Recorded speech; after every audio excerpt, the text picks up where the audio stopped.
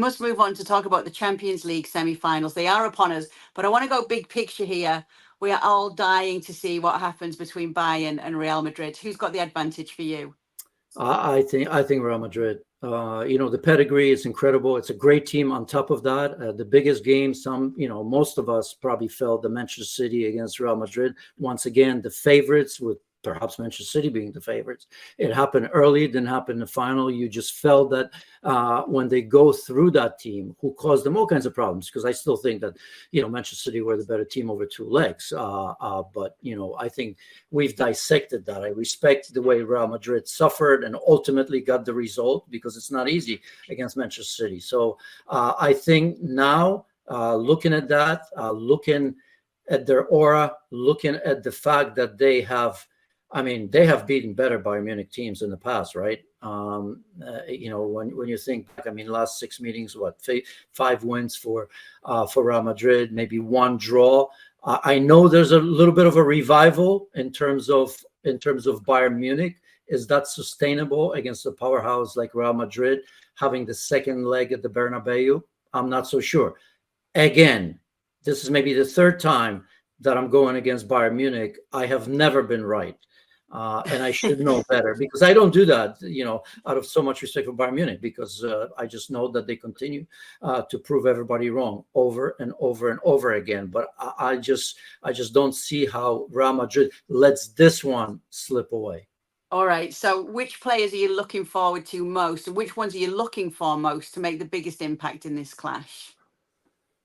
Well, for Bayern Munich, that's an easy one. I think Harry Kane, right? That's to him. He was brought, or he maybe made the move because he wanted the trophies, and this season hasn't gone his way in terms of his team, because he's done everything in his power to deliver something to Bayern Munich. His goal scoring, who knows? He may still break Robert Lewandowski's record, 41 goals, right? So he's close to that. He's done absolutely everything for a team that has been underperforming tremendously domestically. So I'm going to be careful, but I think Harry Kane is going to be key. Obviously, the chances that they get, he's going to have to put away. In terms of Real Madrid, I think the key player, interestingly enough, has been Rodrigo, and that's refreshing, because the way Bellingham has started the season, obviously had a little bit of a dip because of an injury and a suspension, if I remember correctly, 3 games, and that was in La Liga.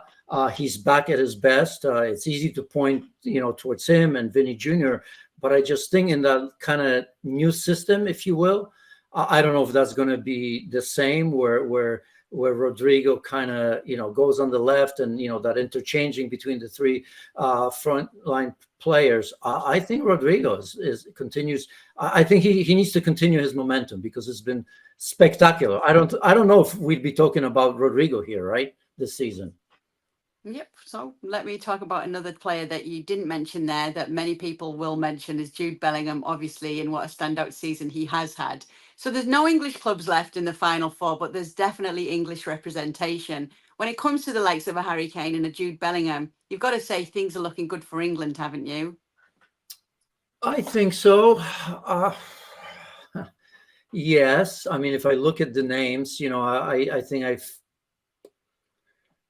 they'll be one of the favorites. I'm still not absolutely convinced that, those players can obviously break. I still think, the likes of France and maybe even Germany, because they are at home. But I don't know. I don't know if England, to me, is absolute favorite. I think, there may have been an opportunity lost in the last European Championships. I think it's going to be a little bit tougher. But obviously, a player like Jude Bellingham is, he could